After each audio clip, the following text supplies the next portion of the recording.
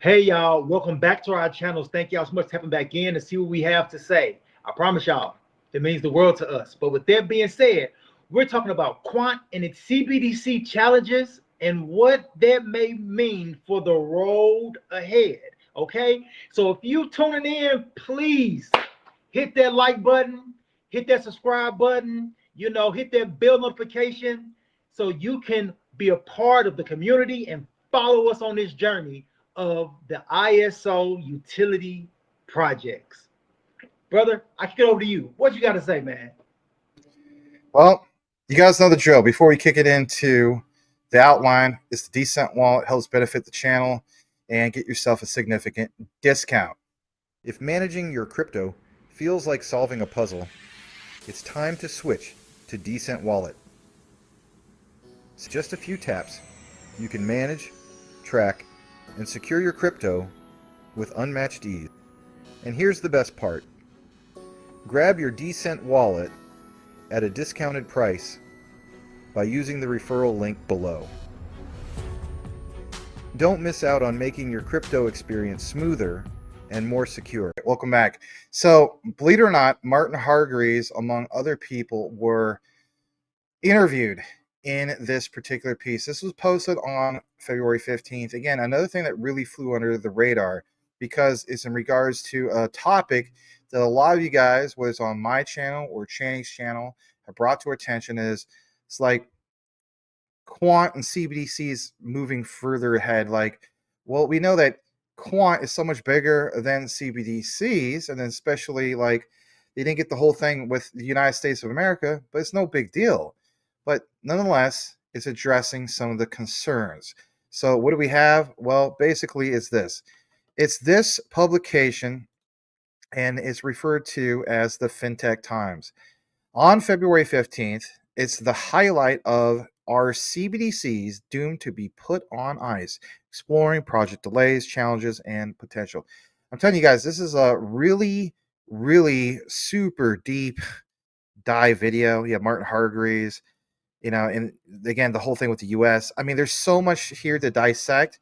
I thought instead of having you guys listen to 45 minutes of just this segment, we thought we would basically just bring you a summary through our AI assistant, who is Daniel, and just get into the nitty gritty about it. And then afterwards, we'll share some other key things that was posted roughly about a week ago on LinkedIn, and of course, give you some commentary of the insights of what's being dissected from myself and, of course, Channing. Again, smash that like. Let's go ahead and kick it in to that particular video, which is going to be coming up on your screen here in just a moment. Are CBDCs doomed to be put on ice? Exploring project delays, challenges, and potential. While central banks across the globe have begun researching the possibility of introducing a central bank digital currency, CBDC, only 3 countries have officially launched one, and we still await one from a genuine world leader, aside from China piloting the digital yuan with questionable levels of adoption. Instead of getting closer to any CBDCs launching anywhere in the world, we are seemingly getting further away, thanks to a plethora of delays and pauses put on CBDC projects. In a new report released by security tech company Giesecke plus Devrient, G+D, and the independent think tank OMF, almost a third of central banks have been forced to delay their issuance timeline, while the proportion of central banks that say they are less inclined to issue a CBDC than last year has risen to 15% from 0 in 2022. In light of these findings, G+D and OMFF are urging central banks to take the next step and deploy CBDCs. They say that if they don't, they risk delaying important innovations. It's time to make the decisive step to create a public digital payment ecosystem with CBDC, explains Dr. Wolfram Siederman, CEO of G+D Currency Technology. CBDCs holds significant potential for advancing the digital economy. By offering a public infrastructure, central banks can pave the way for innovative financial products and services, while reducing fragmentation in the financial system. However, as it stands, central banks don't seem to be adopting this same attitude, posing the question, will any more countries take the CBDC plunge? To find out if most plans are doomed to be put on ice, we reached out to industry experts. Are crypto payments the future? Ken Turner, Chief Product Officer at crypto payment gateway BitPace, breaks down the economic and political conditions affecting the decision of central banks. While CBDCs have been a growing focus for central banks, commensurate with the rise in popularity of crypto and the explosion in value of Bitcoin, their adoption could be stalling. China has set a precedent with its establishment of the digital yuan, but other countries will potentially be slow to follow suit, owing largely to shifting political context. The U.S. administration has been vocal in its anti-CBDC policy, with Trump's recent crypto-focused executive order prohibiting the establishment, issuance, circulation, and use of a CBDC. While Trump has been more critical of a so-called digital dollar, there have been pushes to create a digital euro that could help standardize the crypto industry, providing easier and cheaper alternative to the currently fragmented payments landscape in which merchants work. With different attitudes emerging regionally, it could be the case that while some central banks, like those in America, are more reticent to issue a CBDC, we will see promotion of the idea in regions like the EU. It's true that some enthusiasm has cooled, with many central banks shifting from aggressive promotion to a more measured wait-and-see approach. However, the appeal of cryptocurrency as a normalized payment method is increasing substantially. Democratizing digital payments and making them as easy as a tap on your screen can open up huge possibilities for free-flowing trade, owing to a more financially secure, reliable, and inclusive economy. Contrasting attitudes. Central bank digital currency, CBDC, exploration is becoming increasingly fragmented across the globe, adds Martin Hargreaves, Chief Product Officer at Quant, a distributed ledger technology service provider that improves connections and communications between blockchains. Currently, the UK is well positioned to launch a CBDC. Bank of England Governor Andrew Bailey recently noted a strong need to modernize payment practices, especially for cross-border transfers, adding that we must continue to prepare for retail CBDC. The newly elected Labour government also seems more enthusiastic than its conservative predecessor. Under its financial services plan, it has committed to continued work on creating a digital pound. In contrast, the US sits at the opposite end of the spectrum. President-elect Trump has been a vocal opponent of CBDC and has supported the CBDC Anti-Surveillance Act, which prevents the Fed from issuing a CBDC without congressional approval. Having vowed to make the US the crypto capital of the world, his election victory means that at least for the duration of his term, we can rule out the prospect of a digital dollar. The EU finds itself somewhere in the middle. While the European Central Bank, ECB, has pushed ahead with work on creating a digital euro, it faces the challenge of securing buy-in from its member states, many of whom are less enthusiastic about the project than the ECB and European Commission. CBDC development will therefore be gradual and inconsistent, with different jurisdictions moving at different paces. Situational differences. Lorian Carter, market research analyst at Juniper Research, explains why developing and developed countries can have varying views on CBDCs. As global research into retail CBDCs progresses, countries are diverging in their approach. A clear pattern is emerging. While developing nations are moving forward with retail CBDC development, many developed countries are beginning to put their projects on pause.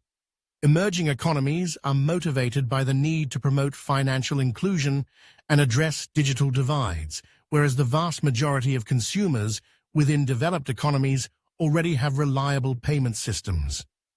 While a retail CBDC is still useful for promoting resilience and choice within developed economies, central banks in developed countries are likely to prioritize wholesale CBDCs over retail CBDCs in the short term. Norway, Sweden, Canada, Australia, and most recently the US have all announced a pause or ban on issuing a retail CBDC. This is not surprising, as most developed countries are already well served by their existing retail payment infrastructure.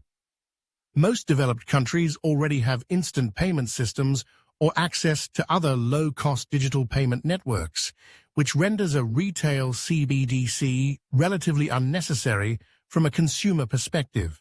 However, as cash levels continue to decline and cryptocurrency use grows, it is likely that central banks in developed countries will eventually turn to retail CBDCs to preserve the role of central bank money in the long term. Is it over for CBDCs before it even began? According to Simon McLaughlin, CEO at Uphold, the infrastructure provider for on-chain payments, banking, and investments, CBDCs' days are numbered. While CBDCs promise the convenience of digital payments coupled with centralized control, they raise concerns about privacy, transactional surveillance, and government overreach. They are, in effect, government-controlled, programmable, and trackable money with the ability to include or exclude individuals from global financial systems at the click of a mouse. Big Brother money. CBDCs also ignore, with Bitcoin at least, one of the cryptocurrency's main strengths, namely a finite supply, whereas with CBDCs there is no limit to the amount that central banks can issue, giving them the ability to print digital money with the negative effects that incurs, such as the devaluation of savings and upward inflationary pressure. Stablecoins, on the other hand, offer significant upsides compared to CBDCs. They operate on a decentralized ledger and are already gaining mainstream acceptance. Over 95% of the stablecoin market consists of USD-pegged stablecoins like USDC and BUSD. Going forward, they will undoubtedly have a growing role in the global economy, initially as an instrument for things like cross-border payments, but in the medium to long term as a more efficient alternative to day-to-day commerce. 2025 may well be the year that we simply refer to stablecoins as money. U.S. influence. In recent days, the Federal Reserve has made its stance on CBDCs increasingly clear, explains Ronan Koyokaru, CEO of 8G1.io. Chairman Jerome Powell stated unequivocally that the Fed will not introduce a CBDC during his tenure, which lasts until May 2026. This comment came during a Senate Banking Committee hearing, where Powell confirmed that launching a digital dollar is not on the central bank's agenda under his leadership.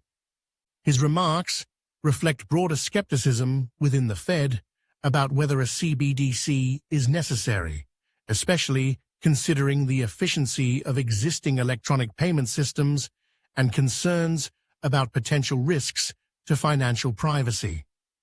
Further reinforcing this cautious approach, Federal Reserve Governor Christopher Waller has argued that innovation in the payments sector should be driven by the private sector rather than the government. Speaking at the Clearinghouse Annual Conference 2024, Waller questioned the rationale for government-led digital currency initiatives, suggesting that without clear market failures, there is little justification for such intervention. He reiterated his doubts about the benefits of a CBDC, pointing instead to stablecoins, privately issued digital currencies tied to stable assets, as a more viable alternative. While acknowledging the potential of these digital assets, he stressed the need for proper regulatory oversight to manage associated risks. Policymakers appear to be leaning toward allowing private sector innovations to shape the future of digital payments, with regulatory frameworks ensuring financial stability and consumer protection. In summary, despite global interest in central bank digital currencies, CBDCs, progress has been slow, with only 3 countries officially launching one and major economies like the US and EU lagging behind. China's digital yuan is in pilot mode, but adoption remains uncertain. A report by Giesecke plus Devrient, G+D, and OMFIF highlights growing delays, with nearly a third of central banks postponing CBDC timelines and 15% now less inclined to issue one, up from 0% in 2022. The report urges action, arguing CBDCs could drive innovation and standardize digital payments, but central banks appear hesitant. Experts note contrasting regional attitudes. In the US, political opposition, including Trump's anti-CBDC stance and a proposed ban, dims prospects for a digital dollar. The UK shows promise, with the Bank of England and Labour government pushing for a digital pound. The EU is exploring a digital euro, but faces resistance from member states. Developing nations see CBDCs as tools for financial inclusion, while developed countries, with robust payment systems, prioritize wholesale over retail CBDCs or pause projects entirely, e.g. US, Canada, Norway. Challenges include privacy concerns, government control, and competition from stablecoins, which offer decentralized alternatives and are gaining traction. Critics argue CBDCs risk inflation and surveillance, while stablecoins and private sector innovation could dominate digital payments. The U.S. Federal Reserve, under Jerome Powell, has ruled out a CBDC before 2026, favoring private sector solutions with regulatory oversight. Overall, CBDC development remains fragmented, with uncertain momentum globally. Thanks for listening. Let's now kick it back to Channing and Max. Thank you very much, Daniel. That was quite the report to get into. I know it was quite lengthy, but there's so much there that needs to be mentioned. And if you guys would have listened to us just read that all, I think it would have got a little bit boring. So hopefully you guys appreciate the visuals. I thought I did a very excellent job, to say the least. But Channing, moving forward, the way I look at it is like this. Yes, there's, of course, challenges for Quant ahead.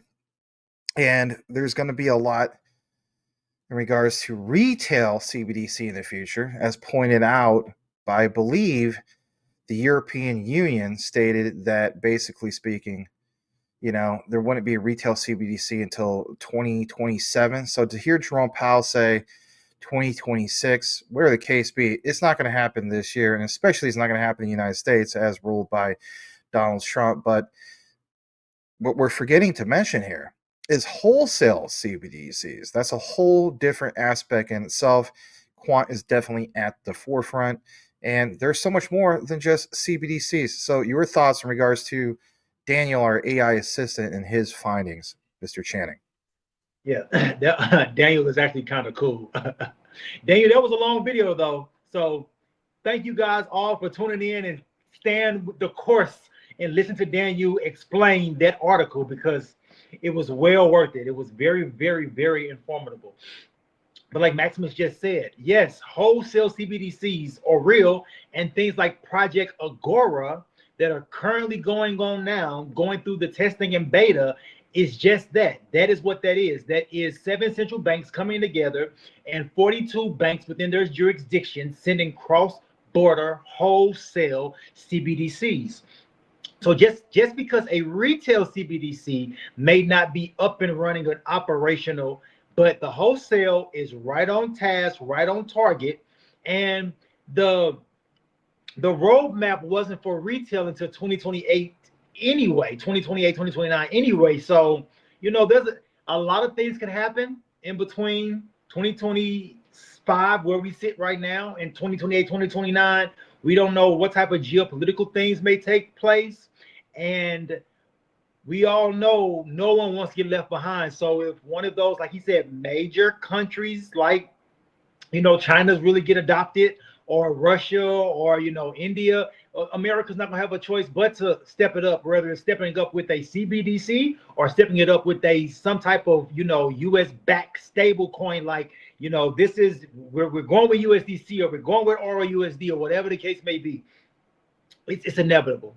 It's going to happen because it just has to happen. Like, there's no way to get around innovation. There's no way to get around technology. It keeps advancing, it keeps moving, it keeps growing, it keeps progressing. And if you want to keep advancing, progressing, and moving, you have to adopt with the times. It just is what it is. So whether it's a CBDC, stable coin, whatever the case may be, digital money is coming, digital money is here, and digital money is here to stay. So whether those innovations take a year, 2 years, 5 years, or 6 months, it's coming. The internet of value, the internet of trust, the finternet, it's happening. So that's my thoughts, brother. Kick it back over to you. All right. Well, thank you for that, Channing. Yes, I do agree it's happening. And obviously, glad to bring that to you guys. We do have a little bit more that we want to share with you with recent findings about roughly a week ago from LinkedIn. Check this out. As it comes up on your screen, it is from this particular gentleman. You may have never seen this person. He is Ao Oger Inola. I'm probably butchering up his name. He's part of this thing called building, NOBO. Now, what is this? Well, in the finding from Quant Papa, it says that he's the CEO and CTO. He's also formerly part of IBM. As you guys know, I have covered a lot about IBM recently, especially when it comes to, Quant Network and Stronghold, obviously also Stellar. So I want to get more into this. As we see here, he says about a week ago, this key finding, many thanks to Innovate Finance.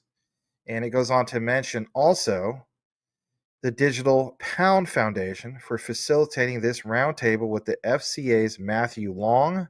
And on top of that, Jane Moore to hear feedback from the industries on the FCA's crypto roadmap earlier this week. Again, this is about a week ago.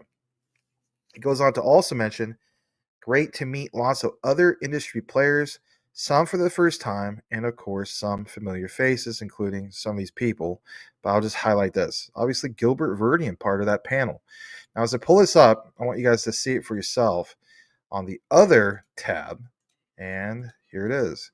You see Innovate Finance. You see all these big players here. And of course, it's a picture over the top part of Gilbert Verdian, but that is definitely Gilbert Verdian, the Quant Network.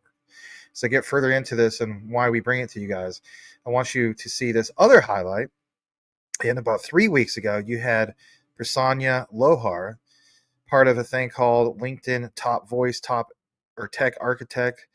And basically, 3 weeks ago, it says asset tokenization momentum in 2025. Comprehensive report on why you should start caring about the technology. Again, this is a reference back to what we originally shared with you, but this time we will give you another update. Yeah, call it LACchain update if you want. Asset tokenization is gaining momentum in the financial sector. It's influenced by the global surge in interest in blockchain technology. The paradigm shift is reshaping, how financial markets operate, introducing possibilities for enhanced efficiency and new products and services. Now, I did mention the whole thing about blockchain, but read between the lines. In Latin America, with its unique market characteristics, the adoption of blockchain tech could provide significant solutions to existing financial challenges. Through a comprehensive analysis drawing on academic literature, news and media publications, case studies, and insights from market experts, MasterCard, presently speaking, has a nuanced understanding of the market's evolution. And here's the highlights. Asset tokenization emerges as a likely path for cost and operational efficiency. I'll state that again. Asset tokenization. Quant Network definitely shines in that regard. How so? It's improved data management and interoperability. Again, back to what Channing always says. How do you say quant without saying quant? So there will be new lines of business within the financial sector, but financial institutions will benefit by embracing this technology. All right. That means what's next? Well, while regulation remains under definition, it should not be perceived as a roadblock. All right. So it talks about this paper. And in the paper, again, who you see at the top, it says Ava Labs. That was January 2025. And again, MasterCard and Ava Labs. Now we know about MasterCard. We know about Visa. We know about so many of these key things, to say the least, right? So the way I look at it is interesting to see this come out. And I won't play all 26 pages of this, but it's really, really interesting to see, again, all of it come together. And especially when it talks about Latin America, smart contracts, so on and so forth. But again, Ava Labs, there's even Avalanche. As we know, we have on the Quant Network site interoperability with Avalanche. And basically, like it says, MasterCard leads the charge in revolutionizing the landscape. MasterCard has the MTN. MasterCard's got the thing going on with Quant, Stellar, and even Hedera. Okay, so there's a lot to be mentioned here. And before we wrap it up, I want to point out this other key thing. So it's from the Gilbert Verdian / Quant Network Telegram, the IETF work. It's the patents. It says Gilbert Verdian says, yeah, of course, it's always been about that. 25 years of experience has its merits. And as we basically finalize this, when you think about it, it's the UK's future of finance. You should be thinking of quant when you see that. This has been in the work for years. Remember, we only see the surface, and we've only already seen the UK RLN, Pay UK, Gov UK, Cloud, and Rosalind involved with overledger's capabilities. Just imagine what's beneath the iceberg. Right. Exactly. All this is just the tip of the iceberg. And, at the end of the day, we can blow this up on the other screen and show you what we're talking about. And I've showed a little bit about this. So for one, Quant Papa in the past, about over a year or two ago, highlighted this key person that you see with the green arrow, Tom Mutton. Just in case you don't know who he is the director of FinTech at the Bank of England. He spent about 11 years, 11 months, at least at the time the screenshot was taken. And of course, you see sitting next to him is Gilbert Verdian. Why would these guys want to get involved with what Quant has to offer? Well, think about it. They all were part of the RLN. They all did these pilots. Then went from there with the RSN. But you see the logo in the back, MasterCard. Heck, you even see OKX. Of course, you see Quant Network, so on and so forth. But interoperability and scalability.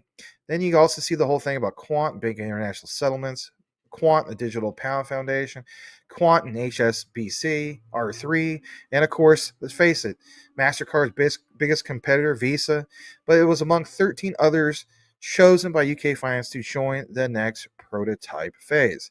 And again, every single time when we get more further into this, you see the big people. You see, obviously, Gilbert Verdian. You see, for example, not just him, but you see Jana Pache from the Digital Pound Foundation. You see Tony McLaughlin, literally right next to Jana Pache. And the guy with his arms crossed is Tom Mutton, director of CBDC, Bank of England. So, I mean, again, they're all here, but bottom left, Quant named a supplier on UK government's CCS G Cloud 12 framework. And Channing, let's face it, you cover this too, along with myself, specifically about what? How at this point it's not just G Cloud 13 or G Cloud 12, literally it's G Cloud 13. We saw Quant Network into patents, brother. I want to get your closing thoughts with all the findings. I think Quant solves the problem of these CBDC challenges moving forward. But in reality, even if Quant wasn't part of the whole thing of CBDCs, they got so much more there because they're not just the tip of the iceberg. They're the entire iceberg. Absolutely. Absolutely. I agree. Just that one post from Tokenizer says so much. Just looking at the timeline and the history behind Quant Network, the Bank of England, the Digital Pound Foundation, the government of the UK, and literally the software that the government sits in, your G Cloud 12, your G Cloud 13, and up and coming G Cloud 14. Understand the things that have been laid out in front of us in regards to Quant Network. They have been leaving us breadcrumbs for years now. And now it's time to take those breadcrumbs and make our way back to grandmama's house. Yes, because literally the light at the end of the tunnel is QNT utilization, full on throttle of overledger, because the writing on the wall is saying it. And I honestly feel like I think the UK might be that thing that actually kicks overledger into overdrive, actually showing the world, hey, this technology that we have cultivated here on these shores, it works, it's resilient, it's future proof. My government is using it, my banking system is using it, the stock market is using it, the independent industries of just finance within the country, as far as your conglomerates, your big businesses, your little businesses, how people get their paychecks. All of these things are utilizing this technology and it works. And I think that's going to be the thing that really kickstarts the global mass adoption of that overledger technology. Not to mention that you already have big players like Oracle, and there are 430,000 customers and 7 million plus transactions daily. Understand what that's going to mean for utility in motion once these breadcrumbs that's being left actually lead us to the promised land of utility. So with that being said, brother, I'm going to kick it back over to you. I have nothing else to add to that. I think, well said. You guys saw what we shared, a little bit longer of a deep dive, but where the case be, even with the mention in regards to Latin America, come on, guys, think about it. Blockchain regulations, once they're passed, those floodgates, if you will, they open. Those gateways, they all open. Then that is utility in motion. Everything that we're seeing right now basically is like this. It's not that motion. Very, very small trickles of motion, if you will. My thing is hold on to what you have and understand the research being provided to you guys, not just in this video. And it's not just us. There's a lot of other awesome people in our community. So with that said, speaking of community, check us out every Tuesday at 3 p.m. Eastern, noon Pacific, in regards to our X space with Sebastian, myself, and of course Channing. We have special guests like Mine Crypto. Again, support these brothers in the space. But we won't keep you any further. Do us a favor, listen to the entire outline and type in this key word into the comments, and that is overdrive. Why did I mention overdrive? Channing mentioned it earlier, kicking it into overdrive. So, as the saying goes, know what you have, know why you hold it. The research trumps FUD 110%. And with that also said, Channing, you got something you want to tell everybody? Y'all already know. Peace out. Peace out, everybody. We'll see you on the next one.